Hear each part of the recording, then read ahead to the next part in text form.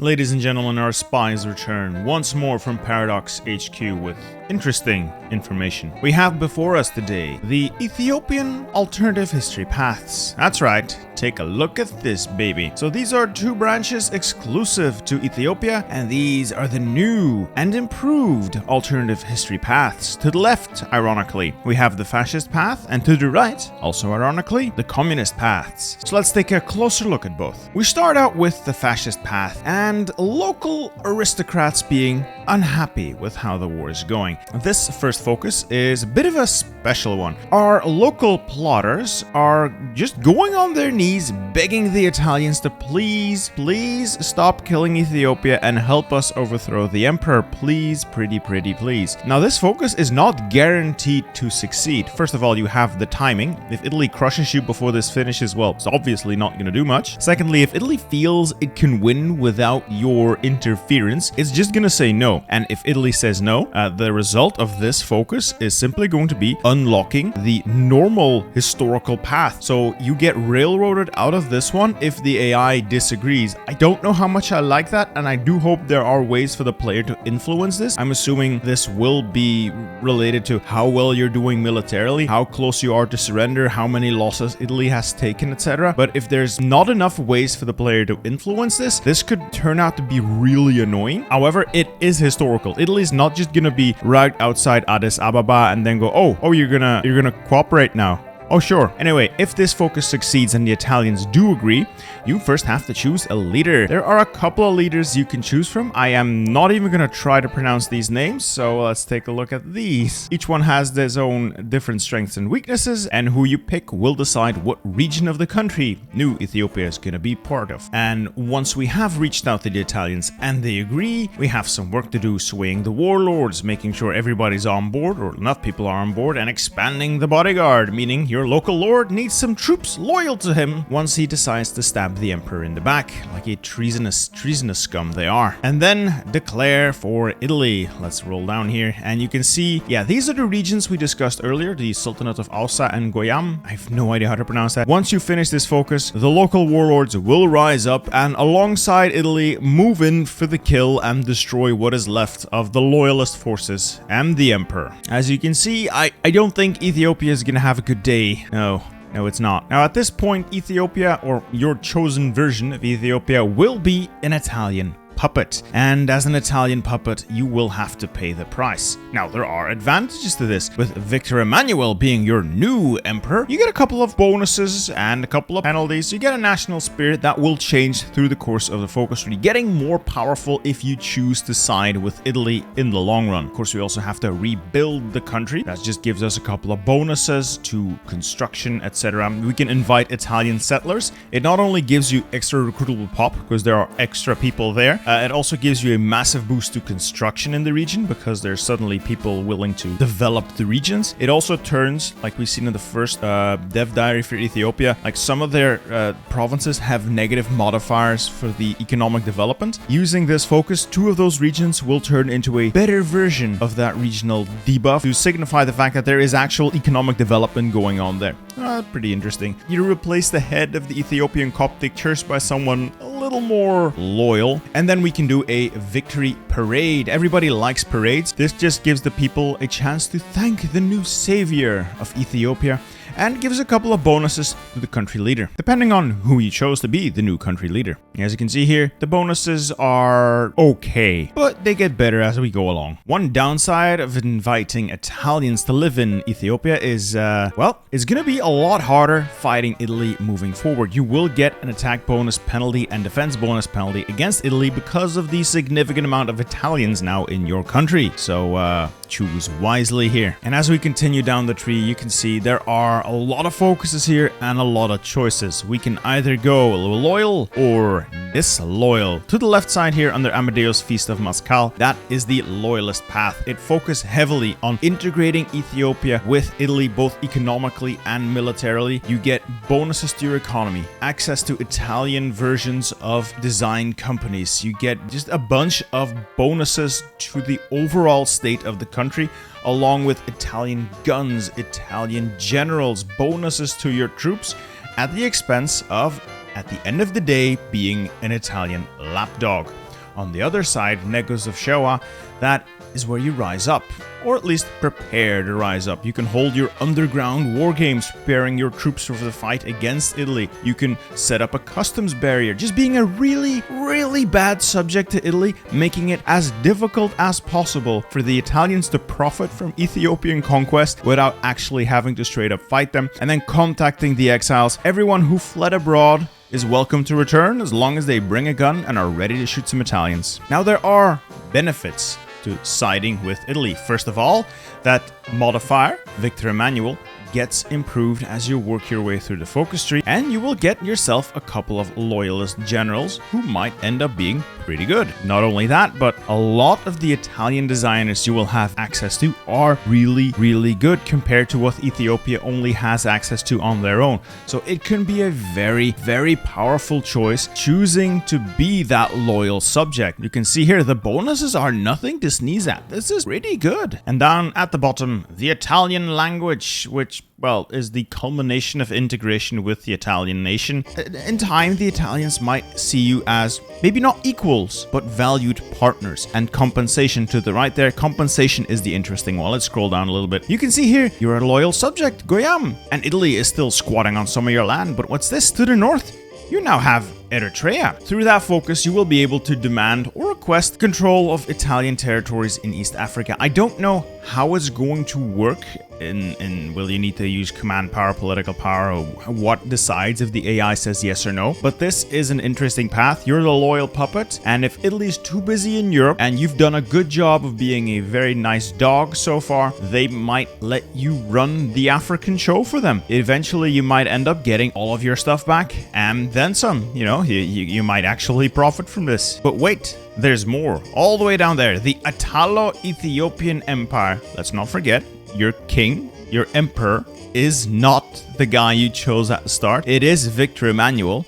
and your country leader is actually just the regent. And with this, we confirm our commitment to that emperor, and we become more and more integrated with Italy. And this is where the rewards start rolling in. You unlock a certain amount of decisions. The Italo-Ethiopian Empire decisions allow you to gain cores on claimed territory once it's captured. For instance, French Somaliland, you get a claim there, which adds a ranged territorial expansion. For those of you who've seen what Bulgaria does, this is it. You're in the faction with Italy. You do your decisions. You get a bunch of claims one by one. And then suddenly, Italy actually manages to capture that region, probably with your help, because Italy sucks. And what happens then? Automatic transfer of that region to you. So this is a great way of expanding your control. Plus, a couple of modifiers will be added to certain regions, making them cheaper to take for you in the eventual peace conference, giving you an edge in the new peace conference system. Don't know how that's going to work, so we'll have to see. But it's nice that they actually considered that, because usually once the peace deals start rolling in, you get shafted as a puppet, or even as a minor partner in any alliance. You just get shafted and end up with nothing despite doing most of the hard work. But of course, what if you're not a loyal puppet? We've already discussed the top 4 here, but there's more. We have our enemy's enemy. We ask the major powers of the world who are quite opposed to the fascists of Italy and ask them for guns. If they agree, they send you guns. Or you can just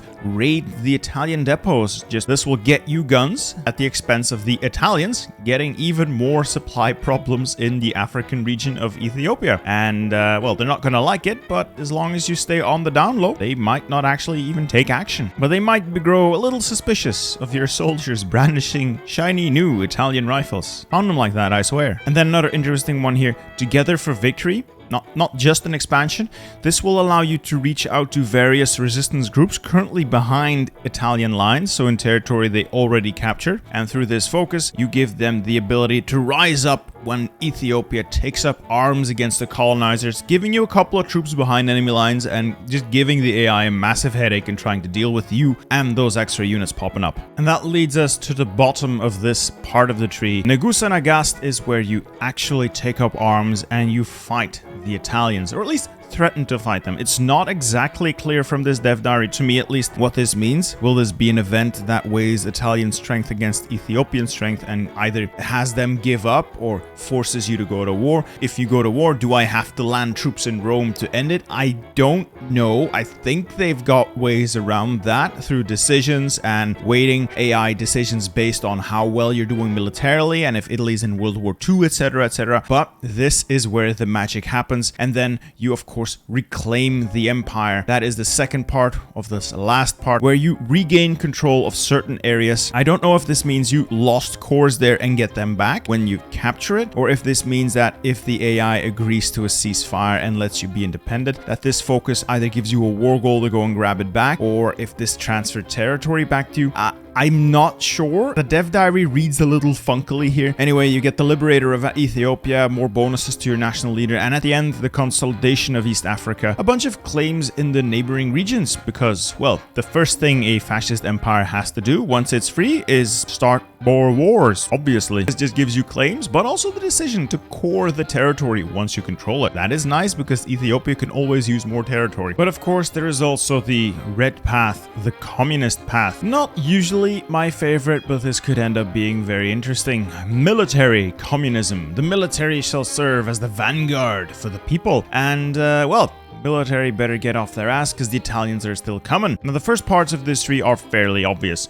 Military communism gives you daily communism support and steers you on that path towards a communist society. Defending our homes gives you a bunch of bonuses against the Italian occupier, just giving you a fighting chance because all the time Italy is still coming for Addis Ababa. Anti-imperialist agitation just helps you build up that communism support, and you are going to need it because that fourth focus, in the name of the people, that is where you march your troops into Addis Ababa and arrest the emperor and overthrow the government. However, you can't do that until you have 20% communism support, and you better hurry because the Italians might just blow everything down before you have a chance to start up. Now, with the military and Black Lions eventually taking control of Addis Ababa and seizing the emperor, you will have to choose. Are you going to exile the man because, well, you might piss everyone off if you do him harm, or are you going to lock him up like a good proper communist and get rid of the monarchy? Well, we'll have to decide on just what bonuses this gives. I'm not sure, we'll see. And then once communism has been achieved, there are two choices: a call out to the world or Soviet aid. Essentially, we either go our own way or we become a Soviet lapdog. Both have their own advantages and disadvantages.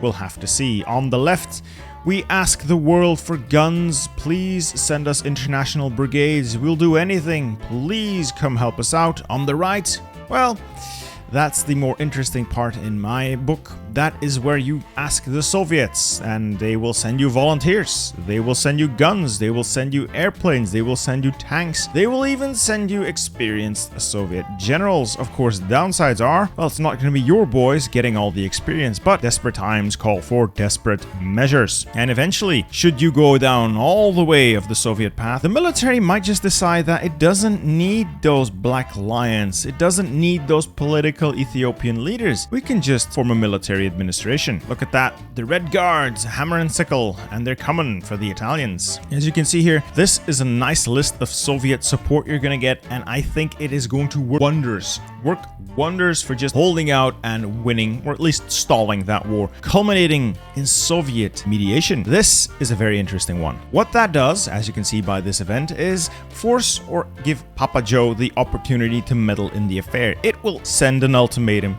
to Italy, and depending on the strength of both nations and how much Italy has already bled in Ethiopia and how well you were doing, Mussolini can just back down, white peace, I'm out, cheers. On the other hand, Mussolini might just think, you know what, that Soviet army, not that big, and I'm almost done here anyway, so how about no? In which case, it's going to be up to Papa Stalin to either back down, which I don't think the mustache man's gonna do, but you never know, or he will formally enter the war as an Ethiopian ally. And I'm already looking forward to the massive stream of Red Army troops pouring into Ethiopia to starve. Now, of course, nothing Uncle Joe does is free. He's gonna want you firmly in the Soviet sphere of influence, which means becoming a puppet. We will have to allow it for now. But like the fascist path, it's not all gloom and doom. There are many benefits from being a Soviet puppet. Military development, economic development, nice bonuses in terms of advisors, designers. There are a plethora of good options for Ethiopia in this part. And progressing along the Stalinist path will lead you to a couple of really cool focuses. Request Soviet battleship hulls. We ask Stalin for some ships, which might tip the balance in the Red Sea. Or we go for freedom at gunpoint. I like this one. Because we've already managed to kick the Italians out, we will now get the option of using decisions to start small-scale colonial wars in the region. East African countries, we will be able to declare war on them on the colonizers via event, and we will then be able to end that war with our gains via event. So let's say you declare war on the French for Djibouti. You don't have to march to Paris and capitulate France. If you manage to take Djibouti, you can just put the question to the French, do you want to give up Djibouti for peace? And it's going to be another case of having the AI decide based on a number of factors. But the chance is, if they're busy in Europe, they're going to say, sure, take that garbage land, just leave us alone, we have bigger fish to fry. And that is a very interesting path. No longer do we have to rely on total all-out war to get anything done. I like that. And then finally, our own path. As you can see, Ethiopia likes stabbing people in the back apparently. After all that Stalin has done for us, we can then go our own way. However, Soviets might not be too keen on that, so I'm not sure just how well you're gonna do fighting the Soviet Union as Ethiopia. Don't even think you can get there, but you might be free. And like I said earlier, this is an example of those decisions. You can liberate certain regions and then offer peace if you're in control of the area. What that does is the current territory you're occupying will become an Ethiopian puppet. You don't just outright annex it, but it becomes a puppet. But don't worry, there's a reason why. Take a look at that a little further down. Now, what if you're not a Stalinist? What if you go with a call out to the world? First off, that's going to unlock a number of advisors from around the world, including various socialists and anarchists. I am not very well up to date on my old-timey anarchists. It's not a political branch I much ascribe to, but we'll see how well an anarchist nation does, I guess. I don't think that's actually... Is that a thing? An anarchist nation? Anyway, further down the tree, we will have to choose some more, either international brigades, which will create a steady stream of manpower and war support, or we go for the People's Army, which will reform the current military by removing some conservative high command and all of its penalties. Not sure if I'm feeling this. This doesn't really start off strong in my opinion. And with the support of the anarcho-communists of the world, Ethiopia should be able to halt the Italian advance. I don't know how, but we'll see. And yeah, without the support of the League of Nations, any peace negotiations are going to be limited to a ceasefire. So a wide peace where the lines stay as they were, not feeling it so far, but it's an interesting concept, I suppose. I don't quite know how I feel about this. It feels very weak so far, but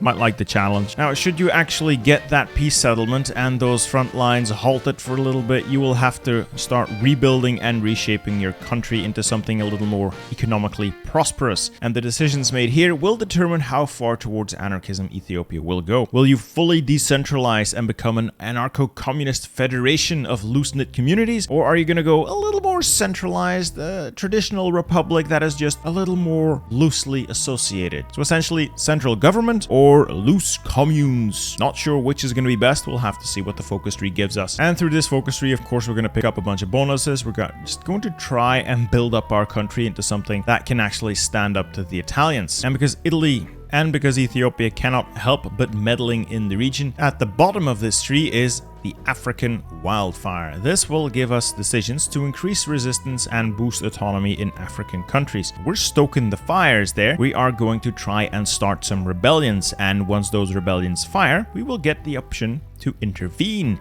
And much like that fascist path we saw earlier, we will be able to intervene in that war of independence and end it without actually having to send troops to London or Paris or whatever. So it's a nice option to just have yourself a little bit of an African campaign without having to commit to full total global war. But it is going to cost you a bunch of political power, and I'm not really sure how well the AI is going to be able to deal with resistance, because so far I never see it being a problem for the AI. Like, they just funnel more garrisons in and it's fine. Now, why are we we freeing all those countries as the anarchists, or why are we making all those puppets as the communists? Here's why. The African Union. Both branches will have access to this focus, the Organization of African Unity. Now, it's not a full-blown faction. It's a bit of a faction light. What this does is unlock decisions to invite various African countries to the Organization of African Unity and adds a Organization of African Unity member national spirit. Now, this will work somewhat like a faction, but far more loosely. This will, as you progress through the tree, give you options for mutual defense. Think of NATO Article 5, or the African Central Bank. Think of the European Central Bank. This essentially builds up a slightly looser organization of interwoven African communities. You bind your economies together for greater growth together.